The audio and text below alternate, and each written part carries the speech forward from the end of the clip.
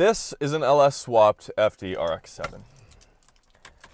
Should be quite the experience.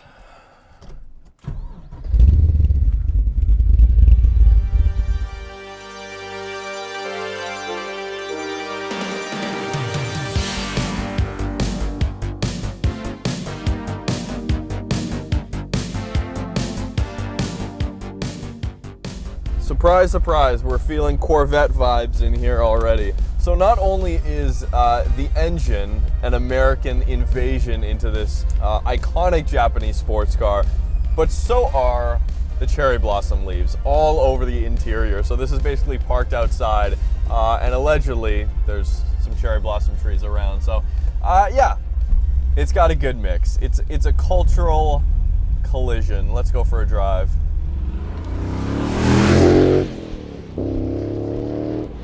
So with FDs just getting increasingly more expensive, not only to buy, they're holding their value so well, you guys know.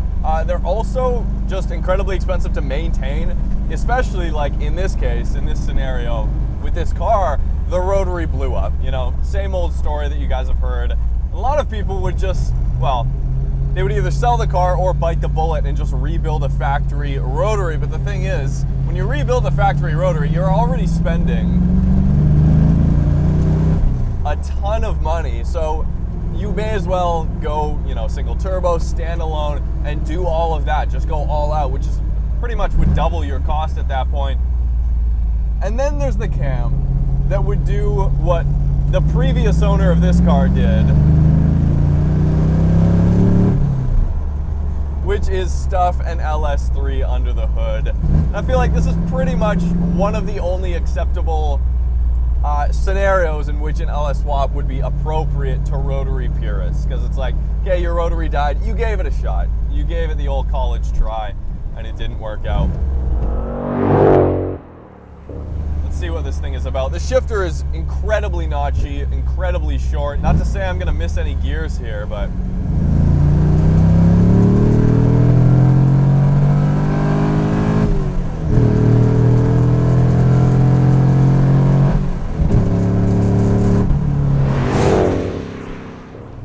got good torque. Big Willwood 6 pistons up front. I believe they're 4 pistons in the rear. Don't quote me on that.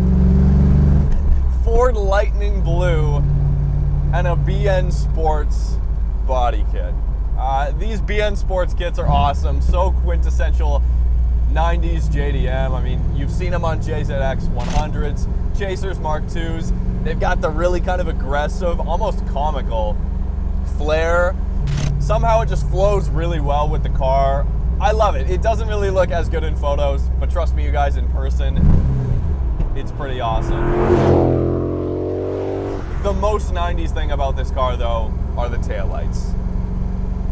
I feel weird giving like a subjective take, like my personal opinions on other people's aesthetic mods that they've done to their car. It kind of feels weird to me. Like, I'll tell you how a car feels and whatever else, but I would swap out those taillights yesterday. This LS3 is a crate engine. It's effectively a LS376 525. 6.2 liter engine, basically from the C6 Corvette, although it's a crate engine. GM rates this at 525 horsepower at the crank, 400, sorry, and 86 pound-feet of torque, although the C5 Z06 I drove recently had a very similar engine to this, although it was the spec racing engine, and Graham with that car put down, I believe it was 470 wheel horsepower, or 480 wheel horsepower. It was a lot. Really close to 500 at the wheels. It does have a cam, so it is basically just a hopped up LS3. This one's got headers and an exhaust, but apparently it's been detuned, and I can feel it. It's not nearly as peppy as, that's not the right word. I don't think LSs are ever peppy. It doesn't have as much grunt as Graham's C5 Z06. Hey, how's it going? I'm Rachel, Samantha's friend. I heard your plane finally got in. Well, welcome to Bayview.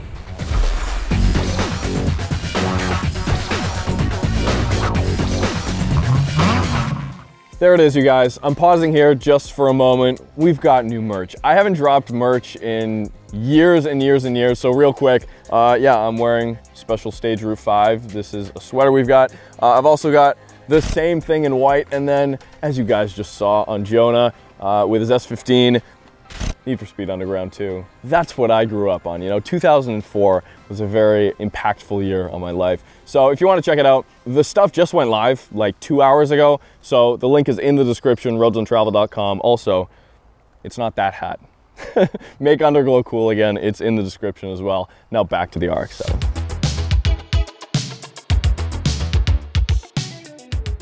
Hi, my name is Viva, and I run a channel called Ivycomb and Ivycomb Music, and I am a secret, not so secret car enthusiast, and this is my FD widebody RX-7 that has an LS3 under the hood. So the 525 variant is generally not a motor that you would actually see in any typical road cars. It's intended specifically for resto mods and race cars, but it does meet emission standards and is generally a very reliable engine, as every LS is. This car has been completely problem-free my entire time owning it, which would not have been true if it had the rotary in it. I think that this car was given new life in this form, and I totally understand, especially at the time, not wanting to spend the money to fix a rotary when you could just swap in another motor.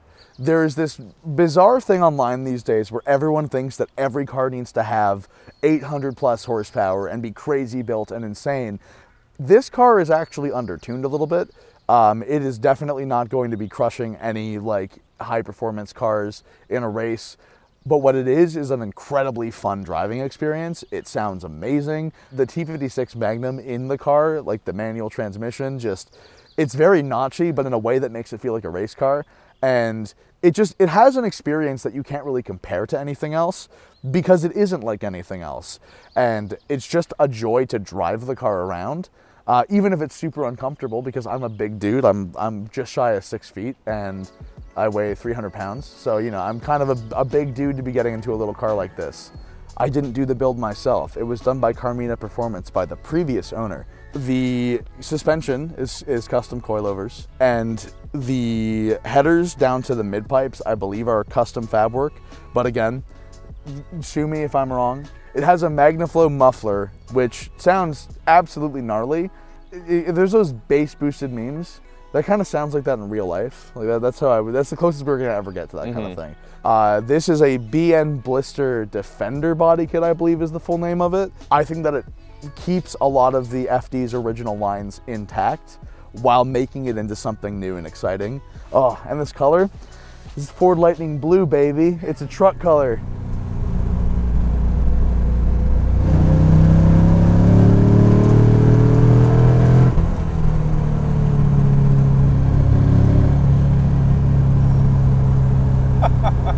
All right.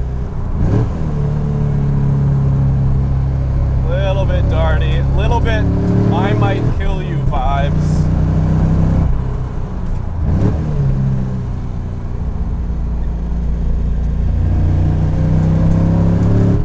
All right. The thing is, these tires are over 5 years old, and I don't know the limit of grip back there, especially with 305s in the back. FDs like to snap. They do like to snap a little bit. So it invites this feeling. It brings in this feeling when it does begin to rotate more. At first, you're like, oh, I have a ton of confidence. Yes, this is what FDs are good at, which is very true. It's just easier when you have a little bit looser of a suspension, like in stock form, skinnier tires. You can feel it load up, and then you can kind of play with the weight a little bit. But here, it's a little bit snappier. So much grip though.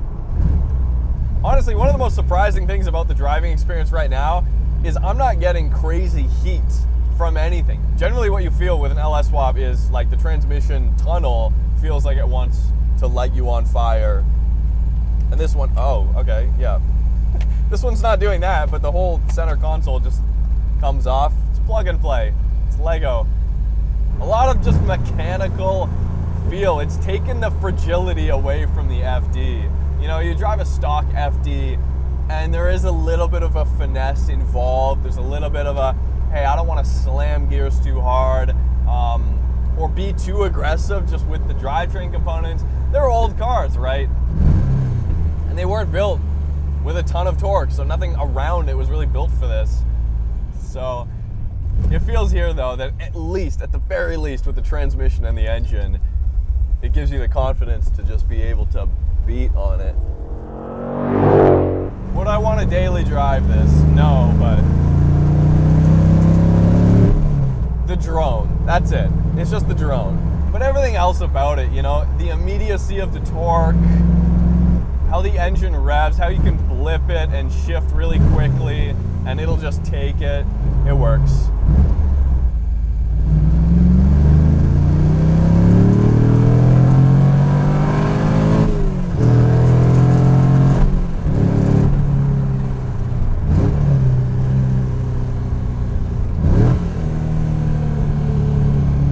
It does feel a bit like a Corvette. It feels a bit like a C5. You've got to learn the car. The car is definitely going to bite you if you're not careful. If you step just even an inch out of line, you're done for. That's what I want from an LS swapped car.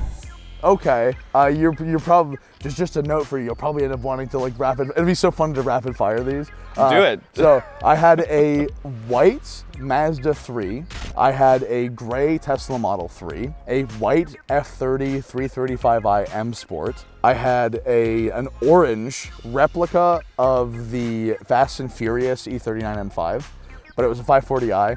I love that car very much. I had a gray BMW M6, a black BMW M6, a white BMW M6. I have a thing for cars that are terrible. I had a gray RX-8, and that thing blew up. Of course. You know, such is life. I still have a white Model S, ND Miata. Oh my God, there's so many different cars. The RX-7, and a Model S Plaid that I'm building for the track, and that's my daily driver currently. I really like 90s cars for their design, and I really like them for a lot of their handling characteristics and the feel, but from an ownership standpoint, I don't really know how many more 90s cars I'd want to own, because at this point in time, like cars from 1990 are 35 years old. I would die in a car accident in this car if it was anything over 50 kilometers an hour or like 30 miles an hour, because this thing will crumple up and completely disintegrate. So I don't really know how long I would want to drive this kind of thing. Like, I don't drive this every day. If you guys are interested, I do live streams quite often on Twitch at Ivycomb, and I make some YouTube videos based on those and occasional video essays, but the real thing that I'd like, if you want to check it out, I make music over at Ivycomb Music. I have a whole bunch of really cool stuff coming out this summer. Ivycomb Music on YouTube. Sweet. All right, guys, that's it. LS swapped FD. Are you a rotary purist? I don't know, maybe you are. You probably didn't even get this far in the video if you were. But I think the moral of the story here, for lack of a better phrase or term, is that if you come across a Tesla Model S Plaid owner that tries to race you and you're laughing at him like, wow, what does this guy know about 90s Japanese cars? Just know some of them, one of them around here locally might also own an LS swapped FD. Just keep that in the back of your mind. We'll see you next time.